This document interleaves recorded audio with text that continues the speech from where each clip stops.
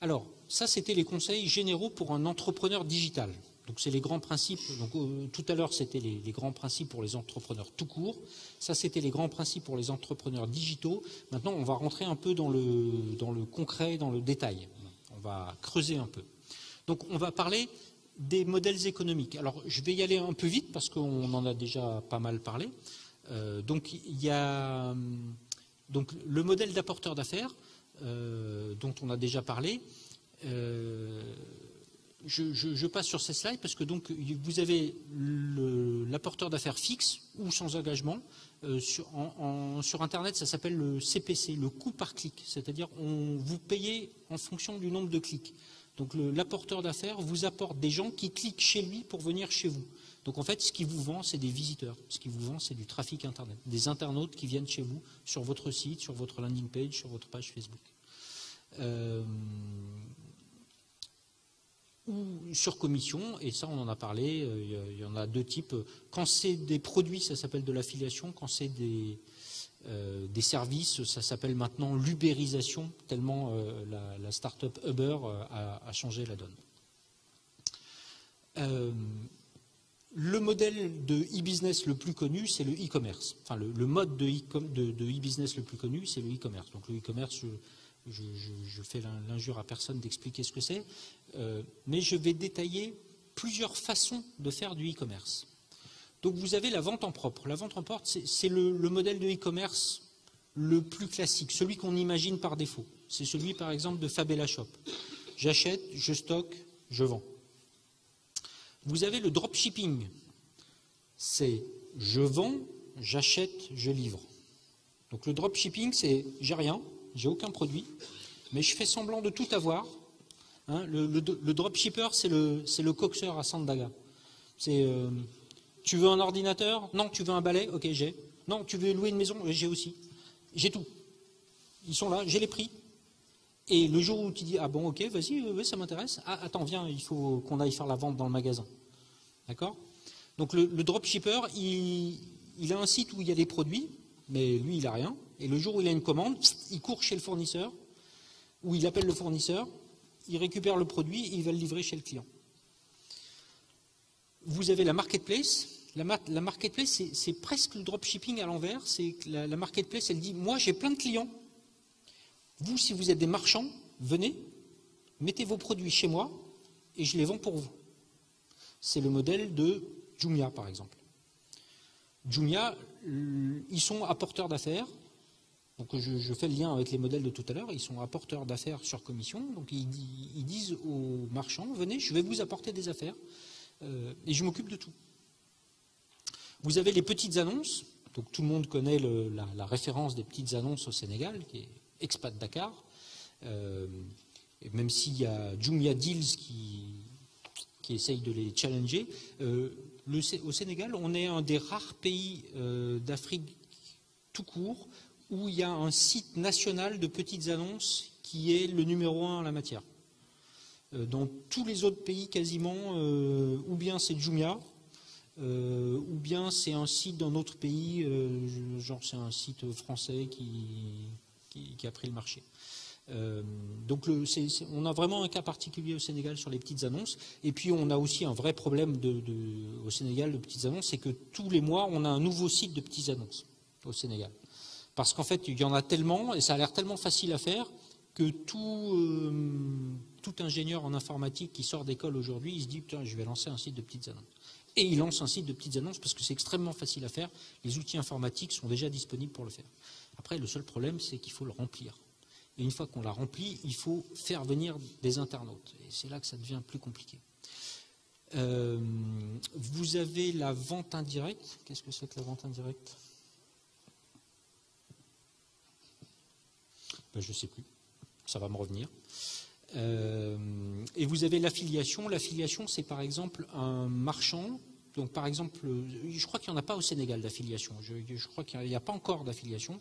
L'affiliation, ce serait un site de e-commerce classique, donc par exemple Fabella Shop, qui vous dit, si vous voulez vendre mes produits, donc voilà, par exemple, j'ai des produits cosmétiques pour la peau, qui sont des produits un peu recherchés.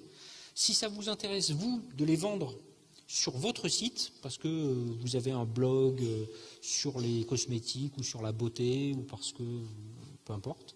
Si vous voulez vendre ce produit sur votre site, eh ben voilà, je vous donne des outils techniques pour mettre les produits que vous voulez automatiquement sur votre site, ou bien vous vous débrouillez comme vous préférez.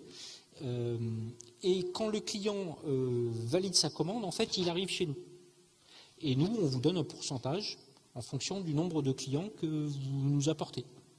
Et donc, par exemple, un site qui a beaucoup marché, qui marchait beaucoup comme ça, c'était Amazon. Amazon, en particulier à l'époque où ils faisaient surtout du livre, un de leurs gros business, c'était de l'affiliation. Donc, n'importe qui parlait d'un livre pouvait dire, OK, voilà le lien Amazon. Et si quelqu'un était intéressé, il cliquait, il arrivait sur le produit du livre, enfin le livre en question sur Amazon, il l'achetait, et le gars qui avait envoyé le client vers Amazon touche une commission après coup. Et le pourcentage varie en fonction de beaucoup de paramètres. L'affiliation, généralement, on parle de 5% de commission. La marketplace, c'est plus variable, on parle de 5 à 15%. Le dropshipping, là, du coup, c'est vous qui décidez de ce que vous faites. Vous pouvez prendre 100% de marge si vous voulez. Enfin, après, vous risquez de plus avoir beaucoup de clients. Petites annonces, donc, pas de marge, puisque en fait, vous ne gérez pas la transaction. Vous dites juste, voilà les produits. Et puis après, l'acheteur et le vendeur font leur business sans que vous sachiez. Donc le modèle économique pour les petites annonces, il est plus compliqué. Et la vente indirecte, ça va toujours pas revenu. Ça me reviendra peut-être tout à l'heure. Donc là, les slides qui sont là vont détailler ce que je viens de dire, donc modèle après modèle. Donc le e-commerce classique, donc le modèle que vous devez avoir en tête pour ça, c'est, que vous pouvez avoir, c'est Fabella Shop. Le dropshipping, il y a beaucoup de dropshipping à Dakar. Il y a beaucoup de sites de dropshipping. Par exemple, Sama Shopping, c'est un site de dropshipping. Je ne les ai plus trop en tête parce que j'y vais pas trop. Mais il y a des gros sites de dropshipping à Dakar. Il y a pas mal de sites de dropshipping parce que le principe du dropshipping, c'est que vous n'avez pas besoin d'acheter un seul produit pour commencer vos ventes. Donc vous commencez avec 0 francs en fait. Vous créez votre site avec vos petites mains, et créer un site de e-commerce aujourd'hui, ça coûte une après-midi à un adolescent, et 5 $ sur la carte de crédit de son père, de sa mère. Et donc c'est très facile à faire. Après, mettre les produits, c'est juste du temps pour aller copier-coller les produits des autres marchands. Et après, il faut qu'il prenne son vélo ou sa moto pour aller chercher les produits le jour où ils sont commandés, mais c'est entre guillemets tout bénef. Le seul problème, c'est que vous êtes forcément plus cher que vos fournisseurs. Et donc, il y a un moment donné où vos clients ils commencent à capter le truc.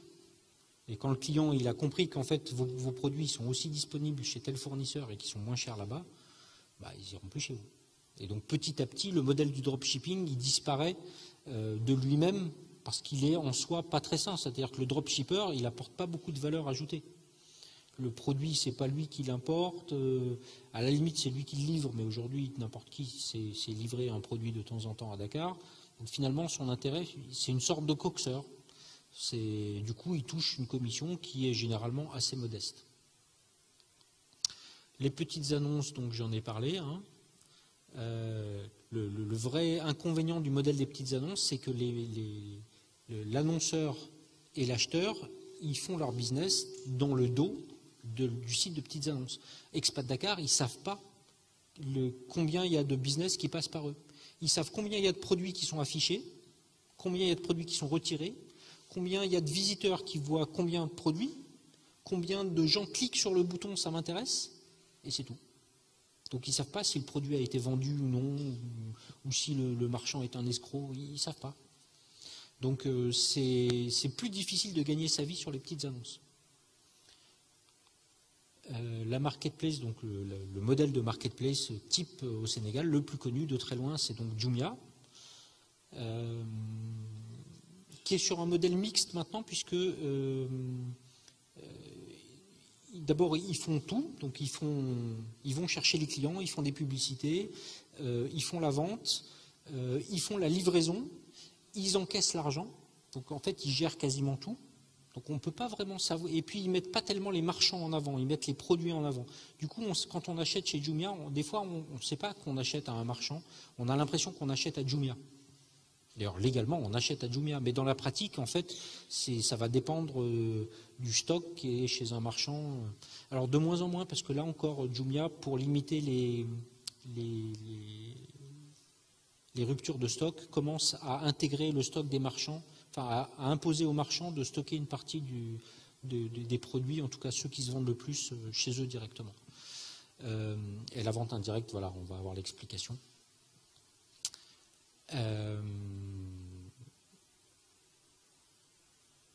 D'accord. Donc le modèle indirect, c'est comme Jumia, c'est simplement à la place d'être Jumia, on est à la place du marchand.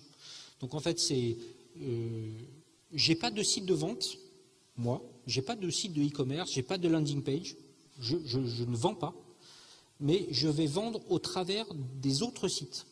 Donc typiquement, je vais aller mettre mes produits sur le site de quelqu'un d'autre, donc par exemple Jumia ou Expat Dakar, et c'est au travers de ces sites que je vais vendre. Donc c'est pour ça que c'est de la vente indirecte, c'est pas moi marchand qui vend en tant que marchand, c'est je vends au travers d'un tiers qui lui se charge de me trouver des clients. Et un autre modèle qui du coup est en marge du e-commerce, qui est parfois complémentaire au e-commerce, c'est le modèle publicitaire. Donc la condition de ce modèle, c'est que je génère un trafic important et si possible qualifié. Donc par exemple, CéneWeb génère un trafic très important. Il y a beaucoup de gens qui regardent CéneWeb tous les jours. Alors ce n'est pas un trafic très qualifié,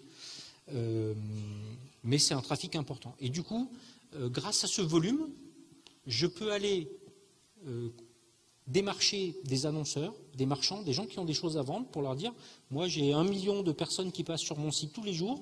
Si tu mets ta voiture à vendre là, ou tes canapés, tu les mets sur mon site, je suis sûr que tu vas les vendre. Donc, je te mets des petits rectangles où tu mettras ta publicité automatiquement. Il y a des outils techniques pour faire ça sans se fatiguer. Et du coup, tu vas faire des ventes et puis donc je te fais payer en tant qu'annonceur finalement, donc je deviens une sorte de régie publicitaire. Et si possible, il faut que j'ai un trafic qualifié pour pouvoir optimiser la segmentation. Parce que le marchand, lui, qui vend des canapés, lui, ça ne l'intéresse pas d'avoir des 100 000 étudiants qui débarquent sur CéneWeb. Ce n'est pas ces étudiants-là qui vont vendre des canapés. Ce qu'il aimerait, c'est avoir des gens qui ont un certain âge, un pouvoir d'achat. Il veut pas... il n'a rien contre les étudiants, mais ce n'est pas les étudiants qui l'intéressent. Donc du coup, si CéneWeb pouvait lui dire « Ok, j'ai 1 million de personnes, mais dans ce 1 million de personnes, j'ai 150 000 étudiants qui viennent sur ces pages-là et ces pages-là. J'ai 10 000 chefs d'entreprise qui viennent sur la page business et la page 1.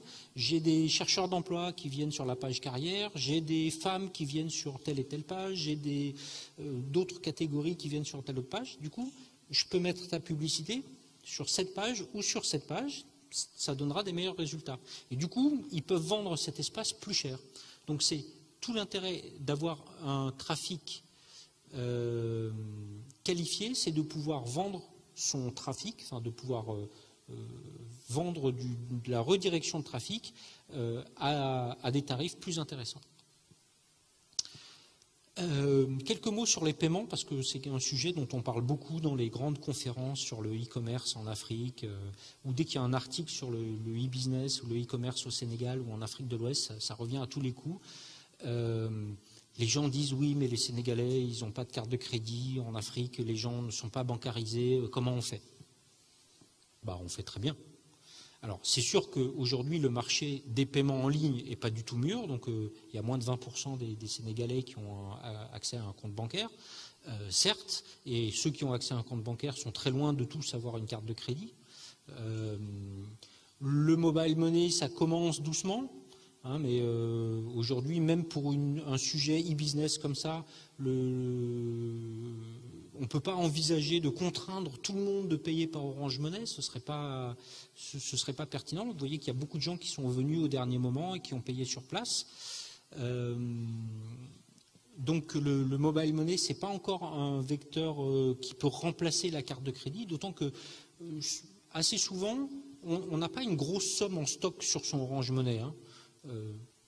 Alors on a peut-être des exceptions dans la salle, mais on met rarement beaucoup d'argent sur son Orange Money. On charge son compte Orange Money quand on en a besoin, mais on n'a pas trop envie de stocker 300 000 francs dessus pendant un mois. On préfère le garder plus au chaud, quoi. Donc du coup, ce n'est pas de l'argent qui est tout le temps disponible pour de la vente en ligne. Et puis il y a également un souci de coût, c'est-à-dire qu'aujourd'hui, vous pouvez aller voir, alors il n'y a que 2 banques au Sénégal qui proposent des solutions de paiement pour les marchands en ligne à base de cartes de crédit. Donc si vous voulez encaisser les cartes de crédit de vos clients, parce que vous avez des clients qui ont des cartes de crédit, il faut que vous signiez un contrat marchand avec les banques qui le proposent. Au Sénégal, il n'y en a que 2. Il y a UBA qui le fait depuis assez longtemps et B6 qui le fait depuis 1 an et demi, 2 ans.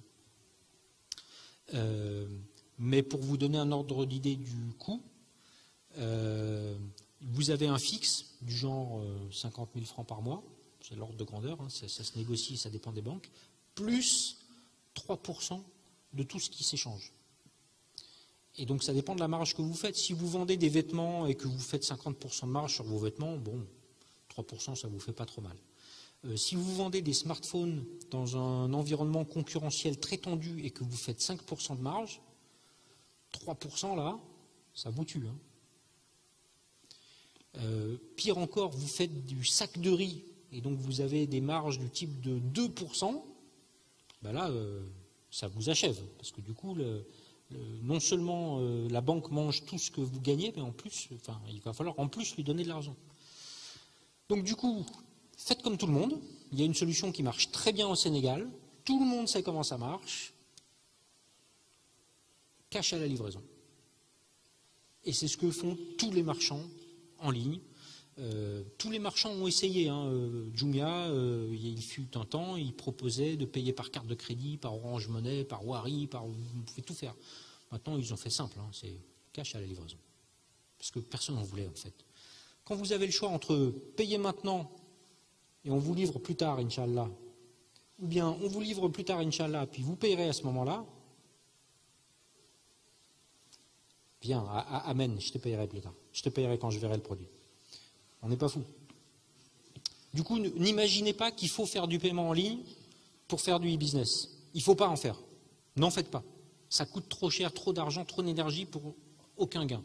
Faites-en si votre public, vos clients sont à l'étranger. Si vous avez des clients en Europe ou aux États-Unis, oui, faites-le.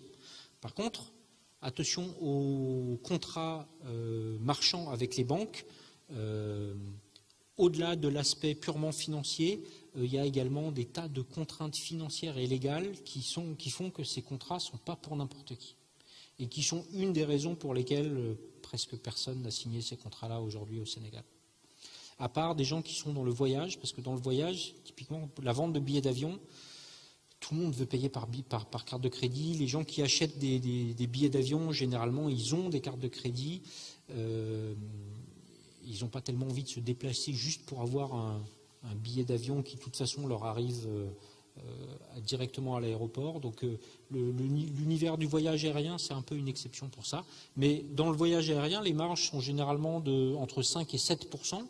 Et donc là, les 3%, c'est juste pas possible pour un voyagiste de faire tout son métier pour gagner 5% et d'en laisser 3 à la banque qui a juste fait moi je prends l'argent et je le transfère. Donc ça, le monde du voyage en ligne, c'est un monde un peu particulier. Alors, petite mise en garde, petite spéciale focus sur les retours et les refus. On a vu qu'à partir du moment où on avait des commandes, il faut faire des livraisons, même si c'est un service, hein, on vous a commandé un service, il faut délivrer le service, et qu'on peut se retrouver au moment de délivrer le produit ou le service devant un refus client. Le client qui vous dit, classiquement, je suis désolé, je n'ai pas l'argent, on fait comment? Eh ben, on ne fait pas. Vous repartez et puis vous attendez qu'il ait l'argent. Vous ne pouvez pas le forcer à payer, c'est pas possible.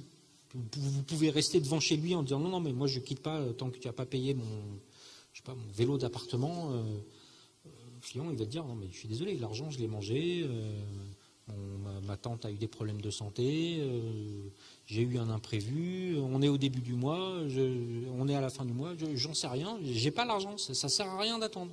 Vous pouvez vous fâcher avec vos clients, hein, ça marchera pas. Vous pouvez aller frapper à la porte de la justice.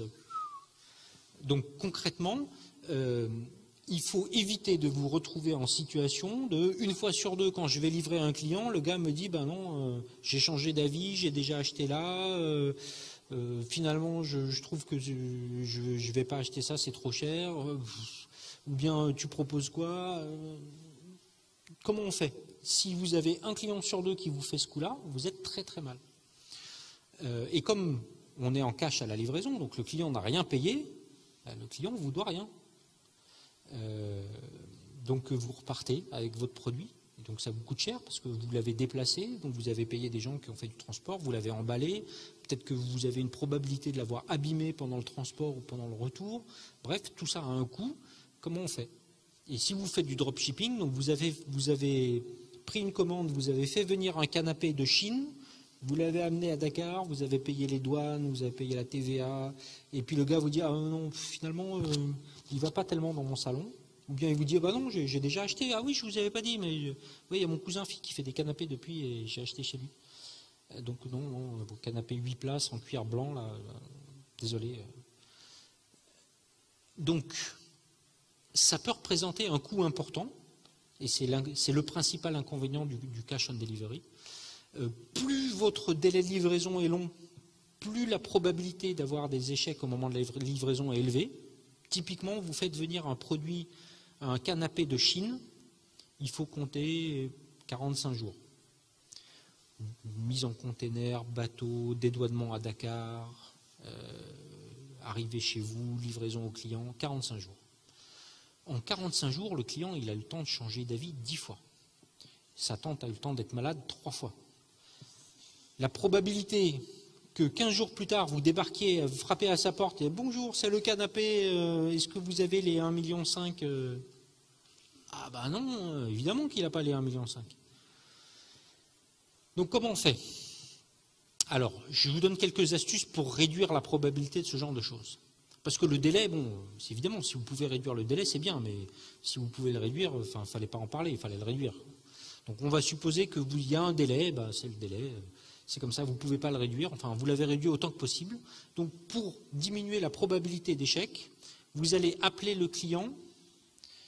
Je fais un petit appel à la logistique, il me faudrait 2 batteries AAA, des petites batteries, parce que la télécommande de la présentation est en train de mourir là. Donc c'est des petites batteries bâtons. Normales, mais petites, comme dans les télécommandes, quoi. Donc il faut appeler à la commande. Donc le client commande son canapé, croque directement, on prend son téléphone. Allô, bonjour monsieur, vous êtes intéressé par le canapé blanc 8 places en cuir, je confirme votre commande. Et là le gars peut vous dire ah oui non, c'était juste pour voir, je suis intéressé par le prix, mais là pas maintenant. Ok, déjà une catastrophe évitée. Ou bien vous tombez sur quelqu'un qui dit ah ben non, je suis pas au courant, quel canapé ou ça quoi, mais non, j'ai rien commandé. Bah, vous faites bien de me le dire, monsieur. Deuxième appel, c'est à la préparation. Donc le gars a confirmé, bah, vous faites venir le canapé, mais avant de le mettre dans un camion pour le livrer, vous rappelez, bonjour monsieur, on a votre canapé, on va vous le livrer, on devrait être là ce soir, est-ce que c'est bon pour vous? Donc je vous rappelle, c'est 1,5 million, vous aurez tout ce qu'il faut. Ah oui, bah vous faites bien de me dire, oui, attendez, je vais passer à la banque, il prend ses dispositions. Ou bien il vous dit, bah non, je suis désolé, finalement, j'ai plus l'argent, ça ne va pas être possible. Au moins, vous évitez le déplacement pour rien. Et vous évitez d'abîmer votre canapé au passage sur le transport. Deuxième outil, c'est la traçabilité des colis. Donc, imaginons que vous fassiez venir le canapé de Chine, 45 jours. Donc, votre client, il a le temps de changer d'avis 10 fois. Donc, qu'est-ce que vous pouvez faire? Eh bien, vous pouvez lui envoyer un petit mail tous les jours. Le gars, il a payé 1,5 million. Hein, donc, on peut supposer, qu'il est un petit peu stressé Parce qu'on on lui a dit livraison 45 jours, 1,5 million, là on parle de délai important, on parle de budget important. Le client il est stressé. Même s'il n'a pas encore payé, c'est quand même un engagement, il s'est engagé à payer une forte somme, c'est important pour lui. Donc vous pouvez lui envoyer un mail tous les jours en disant « Bonjour monsieur, aujourd'hui votre canapé est en attente d'un container à Shanghai. On pense qu'il va pouvoir embarquer après-demain. Et on est toujours sur la date de livraison finale chez vous le 1er juin. » Le lendemain, vous lui envoyez un mail en disant « On est désolé, le canapé n'est toujours pas monté dans le container, on est en train de voir ce qui se passe, on espère pouvoir toujours vous livrer le 1er juin. » Le deuxième jour, ah, on est désolé, on a un problème de container à Shanghai, il sera résolu dans la journée, mais du coup, on ne vous livrera que le 3 juin. Et donc, petit à petit, vous allez tenir au courant le client de ce qui se passe, où en est sa commande. Où en est ma commande? C'est la question qu'on entend dans 8 appels sur 10 dans les centres d'appel de e-commerce. Elle en est où ma commande? Ils sont où mes produits? Qu'est-ce que vous faites avec ce que je vous ai demandé? Je vous ai demandé de me livrer là à 14h, il n'est pas là à 14h, il est 15h, maintenant on fait quoi? Et donc plutôt que d'attendre cet appel-là du client énervé, prévenez-le. On ne sait pas où est votre colis. Et oui, il faut le dire ça. Si le client devine que vous ne savez pas où est votre colis, il va vous prendre pour des charlots. C'est sa dernière commande chez vous. Si vous lui dites, monsieur, on est désolé, on n'a jamais vu ça, mais on a perdu votre colis, on est en train de le chercher, il doit être quelque part dans la zone sous-douane à l'aéroport de Dakar, on vous prévient dès qu'on l'a trouvé, le gars, il va se dire, dis donc, ça a l'air compliqué leur affaire. Mais au moins, ils ont l'air de s'en occuper. J'ai pas besoin, moi, de leur dire qu'il faut qu'ils cherchent le colis. C'est des pros. Ils font ce qu'ils ont à faire. Et si vous retrouvez le colis, évidemment, vous appelez le client. Bonjour, on a trouvé votre colis, c'est bon, on va pouvoir vous livrer le 5 juin. Donc, c'est vraiment fondamental de tenir le client informé de l'emplacement, de l'avancement de son colis, jour par jour. Pourquoi pas jour par jour? Si vous avez une livraison en 2 jours, ça fait 2 mails, c'est rien. Si vous avez une livraison en 45 jours, ben, ça fait 45 mails. Sauf que le client, il a 45 raisons d'abandonner la commande au milieu. Donc ça vaut la peine. Et ce n'est pas seulement pour que le client n'abandonne pas la commande, c'est aussi pour que le client n'ait pas le temps de s'énerver. Parce que peut-être que vous allez le livrer 5 jours en retard. Mais il saura à l'avance que vous allez le livrer en retard et pourquoi, et il va avoir toutes les informations. Il n'aura pas le temps de s'énerver. Il va se dire, bon, ben voilà, c'est comme ça, je comprends. Il y a une tempête dans la mer, le bateau a été retenu 2 jours, bon, ben, je ne vais pas me fâcher contre la tempête. Ça ne sert à rien que je gueule sur le e-commerçant parce qu'il y a une tempête qui a retardé un bateau. Ça ne sert à rien que j'engueule un opérateur téléphonique qui n'y peut rien alors que la douane a perdu mon colis. Voilà, simplement, je suis au courant. Le gars m'appelle, il me dit, voilà, la douane a perdu votre colis, on est désolé, on le cherche. Ou bien, votre colis a été détruit. J'ai tout entendu. Hein. Votre colis a été détruit, votre colis a été volé, ou la moitié de votre colis, vous aviez commandé une table en 2 morceaux, il y a les pieds d'un côté et puis la table de l'autre, ben, on a volé les pieds. Ah, on est désolé, qu'est-ce qu'on fait? Vous voulez qu'on annule? Vous voulez qu'on vous trouve d'autres pieds? Mais au moins, si le marchand vous appelle pour vous poser la question, bon, ben vous réfléchissez avec lui. Si c'est vous qui l'appelez pour dire, bon, elle est où ma table? Écoutez, monsieur, on ne sait pas, on cherche, attendez, je me renseigne. Vous êtes qui déjà? Ah oui. Et puis qu'à un moment donné, vous vous rendez compte qu'ils ont perdu les pieds de votre table, mais vous allez être fou de rage parce que vous avez perdu votre énergie, votre temps, vous avez espéré, et il a fallu que ce soit vous qui alliez chercher l'information. Donc,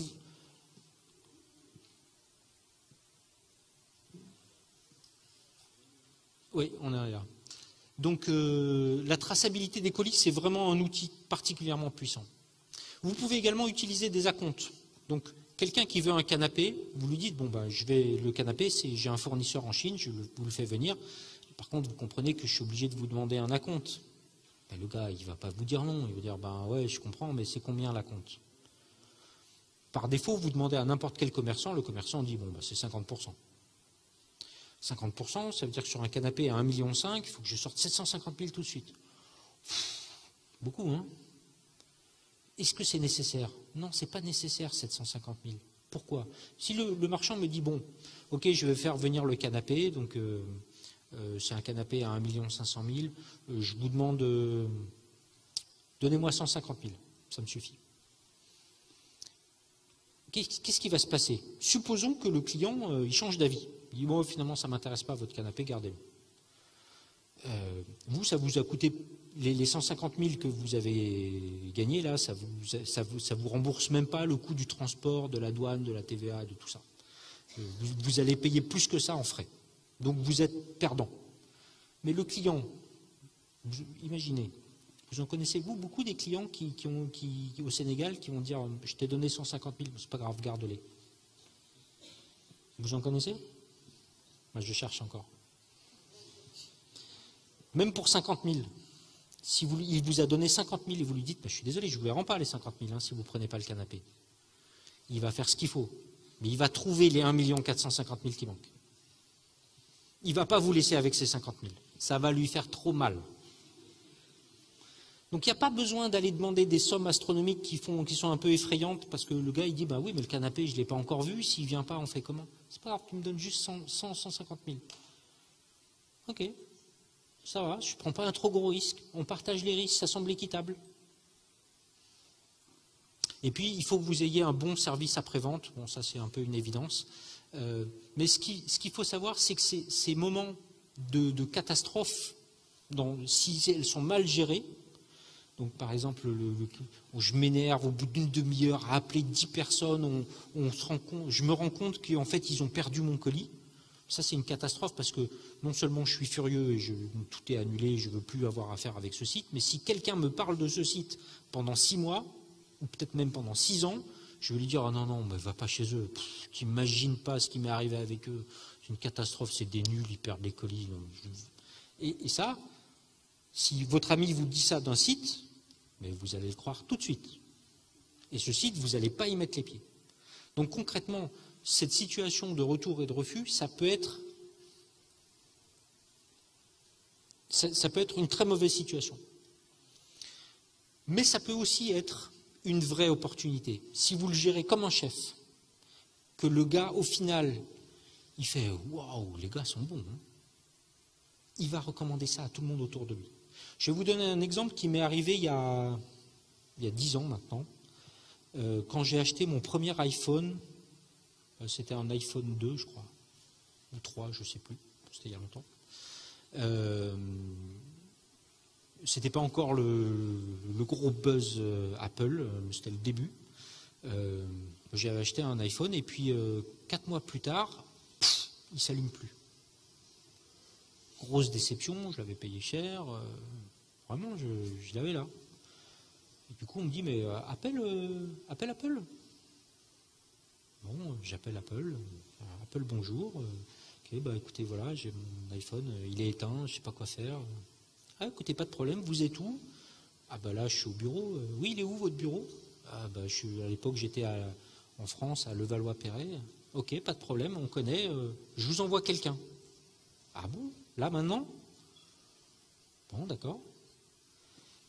2 heures plus tard, il y a un gars qui frappe à la porte de l'entreprise, qui dit bonjour, je voudrais voir Monsieur Boquet. Il arrive, c'est vous Monsieur Boquet? Ok, j'ai un colis ici avec un iPhone 9 pour vous et je récupère le vôtre, je vais l'emmener en service après-vente.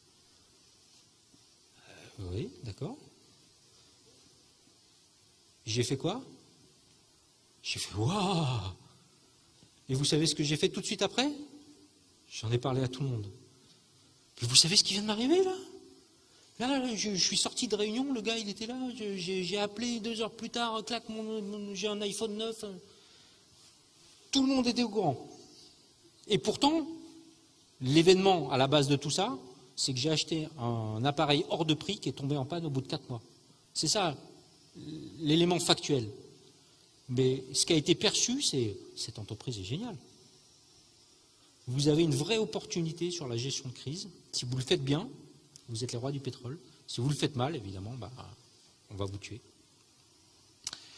Dernière chose sur le coût du cash. Donc on est d'accord, cash on delivery, on n'a pas vraiment le choix, en tout cas au Sénégal. Alors, un des premiers coûts du cash, le fait de faire du cash on delivery, évidemment, c'est ce qu'on vient de voir, c'est le coût des retours et des refus de commandes. Mais il y en a d'autres, et ça c'est important de le savoir. Il y a une taxe de 1% sur toutes les transactions en cash de plus de 100 000 francs. Je ne sais pas si vous avez remarqué, si un jour vous allez faire vos courses chez Auchan et que vous achetez, vraiment vous faites les courses du mois, vous en avez pour 120 000 francs. À la caisse, la fille, elle va passer, c'est souvent des filles, elle passe les produits, bip, bip, bip, elle arrive à 95 000 et elle fait « Ah, je vais m'arrêter là, je vous encaisse les 95 000 et puis je continue sur une deuxième commande. » Pourquoi, à votre avis? Pour ne pas vous faire payer les 1%. Parce que sinon, c'est vous qui les payez en tant que client. Donc faites attention, toute transaction de plus de 100 000 francs, il y a 1% pour l'État. Si vous gérez du cash, il va falloir le stocker, donc il vous faut un coffre ou un tiroir caisse, ou les deux. Si vous avez des salariés qui vont gérer le cash pour vous, vous avez un caissier, vous allez vouloir mettre une caméra quelque part pour vérifier qu'il n'y a pas des billets qui s'envolent ou qui s'évaporent. Vous allez tous les soirs, vous allez devoir vous asseoir à côté de votre caissier pour faire la caisse, compter combien il reste, et généralement le compte n'est jamais bon, donc il y en a juste toujours un peu plus ou un peu moins, souvent un peu moins qu'un peu plus. Vous allez avoir des faux billets, ça arrive de temps en temps, un faux billet d'un seul pouf, pouf, c'est 10 000 qui s'évaporent, c'est rarement des faux billets de 500 francs. Vous allez devoir collecter cet argent et le déposer à la banque à un moment donné, sauf si vous gérez tout en cash dans votre poche ou sous votre matelas, mais il y a un moment donné, il faut aller, donc si je dis une bêtise, vous êtes chez Ecobank, pour aller déposer de l'argent chez Ecobank, c'est au minimum 1h30 à l'intérieur de la banque. Et si vous êtes là à la mauvaise heure, le mauvais jour. Et il n'y a pas tellement de banques qui sont. Enfin, il y a des banques qui sont moins mauvaises qu'Ecobank, mais il n'y a aucune vraie banque qui soit vraiment rapide au Sénégal. Donc de toute façon, vous allez perdre du temps, ou bien vous allez payer sa gamme pour aller collecter votre argent, mais là aussi, ça va vous coûter cher. Vous allez devoir rendre la monnaie puisqu'il y a du cash, donc le gars c'est 2875, le gars il a que 10 000, il manque la monnaie, les 25 francs qui manquent, c'est pour vous, c'est pas le client qui va les payer, c'est toujours au profit du client, donc comptez, 1% de monnaie ça arrive souvent, 1%, 1%, 1%, quand votre marge est de 5%, les pourcents, ils viennent vite la diminuer. Et donc, au final, ce qu'on considère, c'est que il faut que vous ayez provisionné, il faut que vous ayez anticipé que la gestion du cash va vous coûter environ, moi, mon chiffre, c'est 3, mais entre 1 et 5% de votre chiffre d'affaires. Donc faites attention à vos marges, parce qu'elles sont vite grignotées par ces petites choses. Et ces petites choses, elles ne sont pas si négligeables que ça.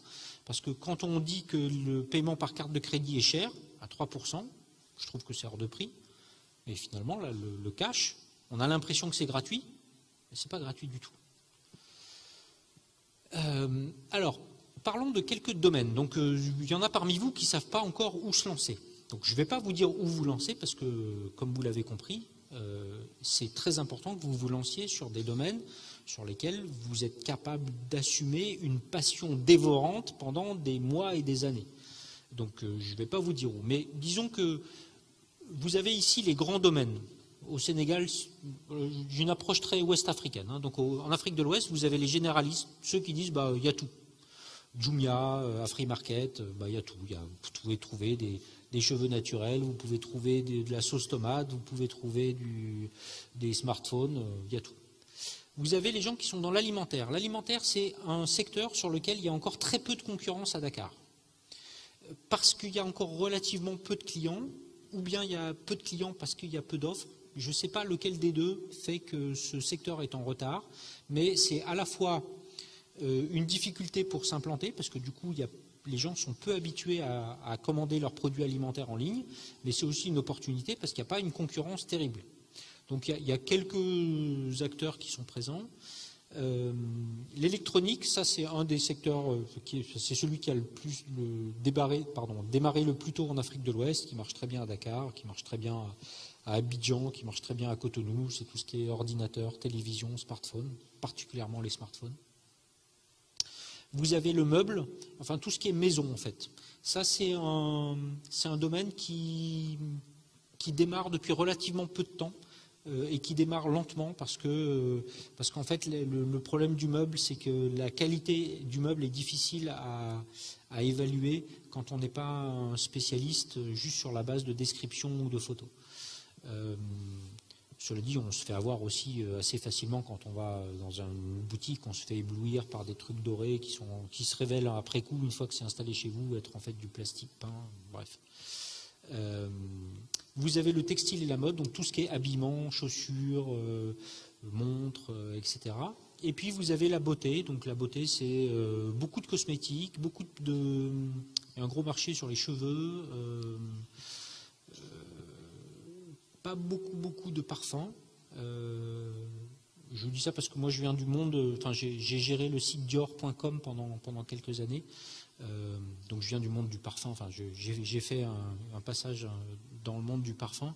Je trouve qu'ici on ne vend pas beaucoup de parfums, donc c'est peut-être pas un si bon domaine que ça, mais sur le reste, sur la beauté, sur en particulier tout ce qui est produits de soins pour la peau ou produits autour du cheveu, il y a beaucoup de choses. Donc le cheveu peut être identifié comme un produit à part qui justifie à lui seul une activité commerciale. Le bio, c'est un segment qui est encore très réduit à Dakar. Il y a peu de gens qui mangent bio à Dakar. Et puis bio, il y a, comment dire, c'est un label qui est beaucoup galvaudé, comme on dit. Il y a beaucoup de truands à l'international sur le qu'est-ce qui est bio, qu'est-ce qui n'est pas bio et qu'est-ce que ça veut dire vraiment bio. Mais au Sénégal, il y en a encore plus. Donc en fait n'importe quel agriculteur vous vend ses poivrons, ils sont bio mes poivrons, évidemment ils sont bio, ils viennent de mon champ. Ah oui, les tonneaux qui sont là-bas, oui non mais ça c'est les produits phytosanitaires ça. C'est des produits chimiques que je mets sur mes produits bio pour les faire pousser plus vite. Donc c'est un marché qui n'est pas encore mûr. Le jeu, alors je parle du jeu en ligne, comment dire, du jeu d'argent. Le jeu vidéo, il n'est pas du tout mûr à Dakar. Il y a très peu de gamers, il y a des gamers, mais ils sont peu nombreux, c'est un petit marché relativement étroit.